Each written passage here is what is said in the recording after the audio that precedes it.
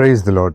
இன்று தேவனுடைய வார்த்தை சங்கீதம் 91 அதிகாரம் அதனுடைய 15வது வசனம்.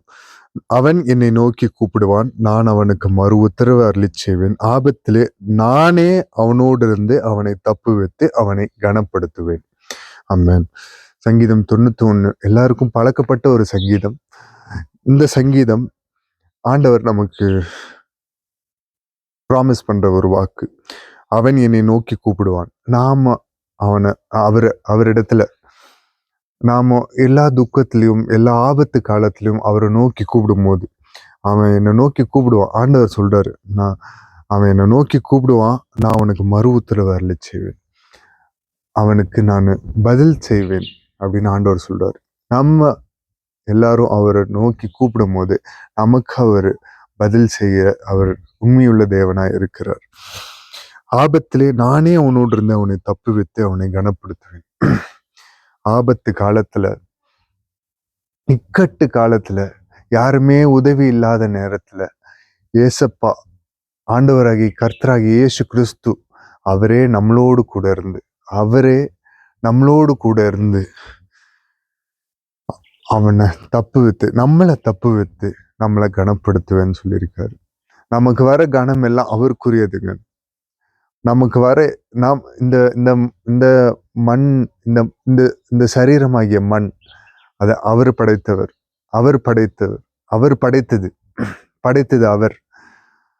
அவர் நம்மளோடு கூட இருந்து ஆபத்து காலத்துல அவர் நம்மளையே தப்புவித்து அவர் நம்மளை கனப்படுத்துவேன்னு சொல்லியிருக்காரு. ஸோ யாரும் கவலைப்படாதீங்க.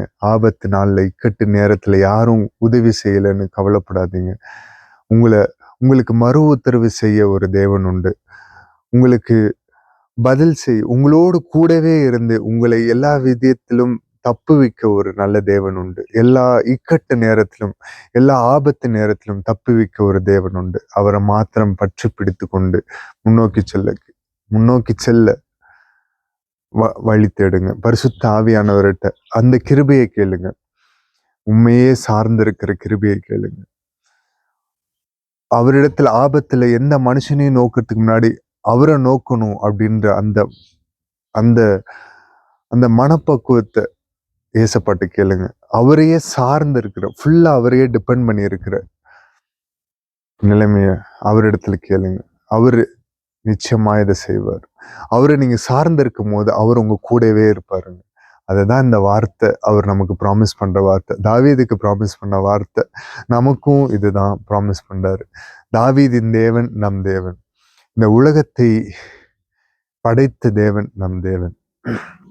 தலைகளை தாழ்த்தி அர்ப்பணித்து ஜெபிப்போமா. மக இரக்கமும் கிருபையும் இருந்த எங்கள் நல்ல தகப்பனே, இசப்பா நீர் ஆபத்து நாட்கள்ல எங்களோடு கூட இருந்து இசப்பா எங்களுக்கு மறு உத்தரவு அருளச் செய்வேன் என்று சொன்ன தேவனே, இசப்பா நீர் மறு உத்தரவு அருளும்படி நாங்கள் பரிசுத்தமாய் ஒரு ஜீவிதம் வாழ எங்களுக்கு கிருபை பாராட்டுங்க. உமக்கு உகந்த ஒரு பிள்ளையாய், மகளாய் வாழ கர்த்தர் நீர் கிருபை பாராட்டுவீராக தகப்பனே.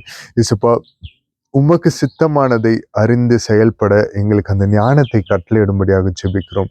இசப்பா உமக்கு சித்தமானது போது அதை நாங்கள் நடப்பிக்கும் போது வருகிற ஆபத்திலிருந்து அதை தப்பு வைக்க இசப்பா நீரே எங்களோடு கூட இருந்து எங்கள் வாழ்க்கையில நீரே ஒரு நல்ல துணையாய் எப்பொழுதும் கூடவே இருந்து எங்களை தப்பு வைத்து இசப்பா யார் தள்ளப்பட்ட கல்லாக எங்களை தள்ளினார்களோ, உதாசீனப்படுத்தினார்களோ அவர்களுக்கு முன்னிலையில நீர் கனப்படுத்தி அவர்களை ஆசீர்வதிம்படிமாய் ஜெபிக்கிறோம் தகப்பனே. கர்த்தர் நீர் கிருபை பாராட்டுங்க. இசப்பா யார் தள்ளினார்களோ இசப்பா அவர்கள் மத்தியில எழுப்புங்க தகப்பனே. எழுப்பி அவர்களுடைய பெயரை, அவர்களுடைய நாமத்தை இசப்பா அவர்கள் உங்க நாமத்தை பற்றி பிடித்திருக்கிறாங்க, அவர்களுக்கு நீர் கனத்தை உண்டு பண்ணும்படியாக ஜெபிக்கிறோம் தகப்பனே. கர்த்தர் நீர் மகிமைப்படுங்க.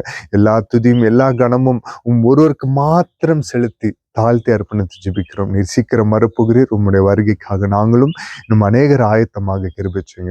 கர்த்தர் மகிமைப்படுங்க. எல்லா துதியும் எல்லா கனமும் ஒருவருக்கு மாத்திரம் செலுத்தி தாழ்த்தி அர்ப்பணித்து ஜெபிக்கிறோம். மீட்பெரும் ரட்சகருமாக இயேசு கிறிஸ்துவின் நாமத்தில் கேட்கிறோம் ஜீவனுள்ள எங்கள் நல்ல பிதாவே. Amen. Praise the Lord. Good morning. Have a blessed day. God bless you all. இன்றைய நாள் இனிய நாளாக அமைய இயேசு கிறிஸ்து நாமத்தினாலே என் வாழ்த்துக்கள்.